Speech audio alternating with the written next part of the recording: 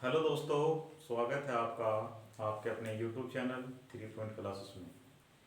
दोस्तों, आज मैं आपके साथ एक नई खबर के साथ उपस्थित हुआ हूं, जो कि आज बहुत ही चर्चा का विषय बना हुआ है। असद एनकाउंटर या अतीक बाहुबली के बारे में। दोस्तों, इस खबर यह ऐसी खबर हमारे पेपर में तो नहीं आती, लेकिन हमें अपडेट रहना चाहिए। ठीक है, क्योंकि हम स्टूडेंट हैं, तो स्टूडेंट का ये दायित्व है कि वो हर खबर से अपडेट रहे।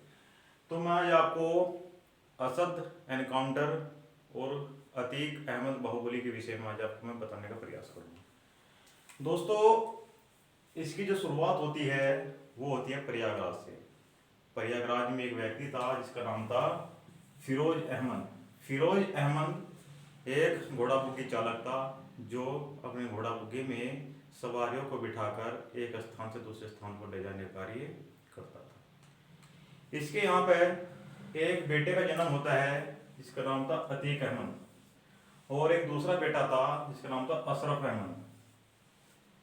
अशरफ अहमद बड़ा पुत्र था और अतीक अहमद से छोटा पुत्र था। तो शुरुआत में अतीक अहमद भी घोड़ा बुग्गी चलाने का कार्य करता था, लेकिन इसका मन इन चीज़ों में नहीं लगता था, क्योंकि उससे इनकम बहुत ही कम होती थी।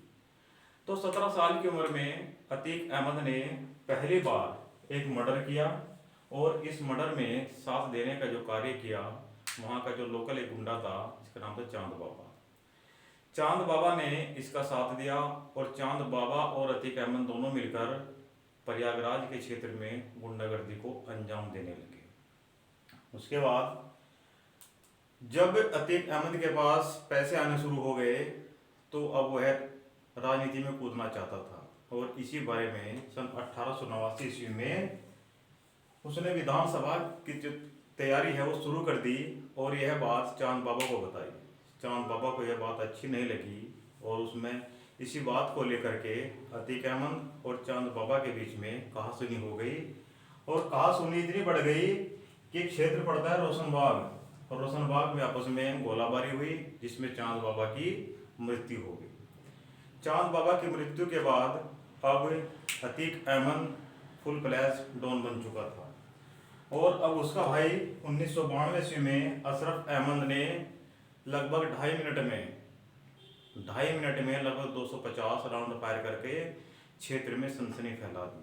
और यहीं से शुरू होती है अतीक अहमद की बाहुबली और गुंडागर्दी की कहानी।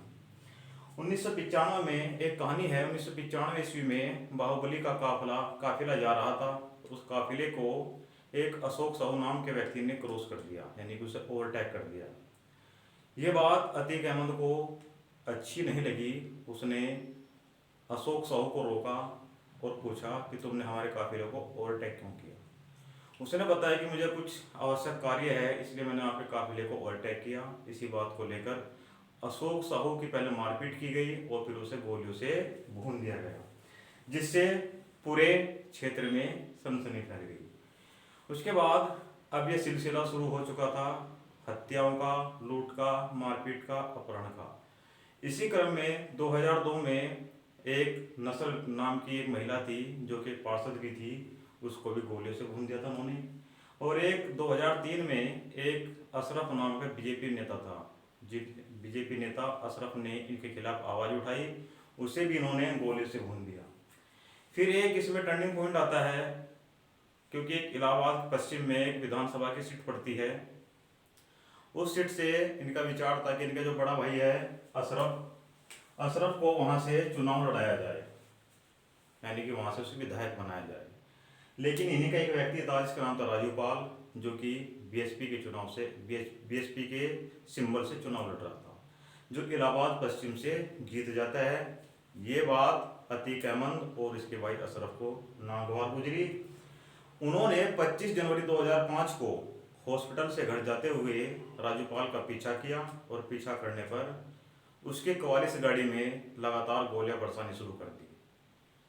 उस गोलाबारी में 2 व्यक्तियों की मृत्यु होगी, और मृत्यु होने के बाद जो उसमें शेष व्यक्ति बचे हुए थे, उन्हें लगा कि राजूपाल अभी जीवित है, तो वो लोग उसे टेम्पो में बिठा करके लेटा करके लहूलुहान राजूपाल को अस्पताल की ओर लेकर भागे।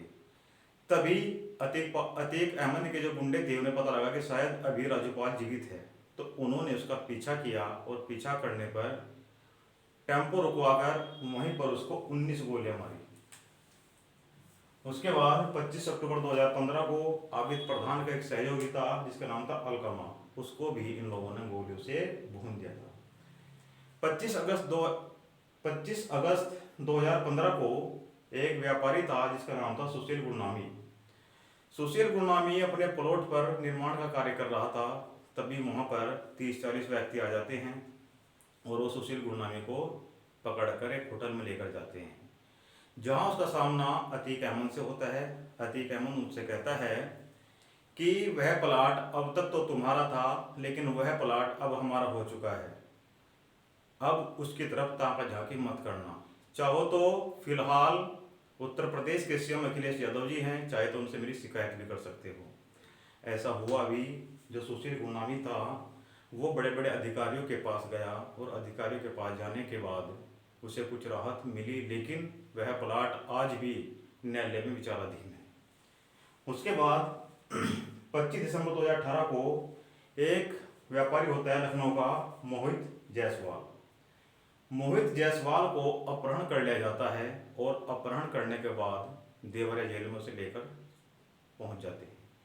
वहां पर उसकी पिटाई की जाती है और पिटाई करने के बाद लगभग 40 करोड़ की संपत्ति पर उसके हस्ताक्षर ले जाते हैं और उसके पास जो एक कार होती है एसयूवी कार, उस कार को भी वो अपने कब्जे में ले लेते हैं। मोहित जायसवाल यह बात पुलिस में जाकर बताता है, लोगों को बताता है, लेकिन कोई विश्वास नहीं करता है।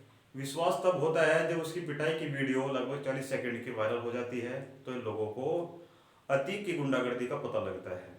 उसके बाद अब जो घटना घटित हुई है वो बहुत ही महत्वपूर्ण है। 24 फरवरी 2023 का समय था। उमेश पाल नाम का एक अधिवक्ता था जो राजूपाल बीएसपी का जो विधायक जिसकी गोली से हत्या कर दी गई थी, उसका एक बहुत ही करीबी था और एक उस समय का मौजूदा हत्याकांड का गवाह भी था। जब वह अपने घर में जा रहा था तो घर में जाते समय वहां पर 4-5 व्यक्ति उसका पीछा करते हैं, जिनमें असद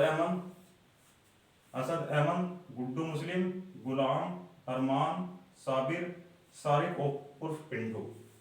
ये उसका पीछा करते हैं और पीछा करने पर उसे गोलियों से भून डालते हैं। गोली से भूनने के बाद अब जो उमेश पाल के जो सुरक्षाकर्मी थे, संदीप निषाद और राघवेंद्र सिंह, ये भी गोलाबारी में मारे जाते हैं। अब कहीं जा करके पुलिस की नींद खुलती है, क्योंकि अब पुलिस वालों पर ही हमला होना शुरू हो गया था। लगभग 44 सेकंड की वीडियो में जो असद अहमद था उसका चेहरा स्पष्ट रूप से देखा जा सकता था। अब दिखाई देने के बाद लगभग 44 से 45 दिन की दबिश के बाद उत्तर प्रदेश एसटीएफ ने असद अहमद और गुलाम को गिरफ्तार कर लिया और गिरफ्तार करने के बाद 13 अप्रैल 2023 को दोनों को एनकाउंटर में मार गिराया। यही कहानी है आपका असद एनकाउंटर की और अतीक अहमद बाहुबली बनने की। वर्तमान में अतीक बाहुबली गुजरात की साबरमती जेल में है। अशरफ अहमद भी जेल में है, फिलहाल रिमांड पर चल रहा है। बाकी दोनों इसके जो बेटे हैं ये जेल में हैं और ये दोनों भी जेल में हैं। अतीक अहमद की पत्नी पर 50 लाख का इनाम है। इनके बच्चे बाल सुरक्षा गृह में सुरक्षित हैं और उनसे पूछताछ का कार्य चल रहा है। उम्मीद है दोस्तों ये वीडियो आपको अच्छी लगी होगी। अगर आपको ये अच्छी लगी है तो इस चैनल को सब्सक्राइब करें, लाइक करें और कमेंट करें।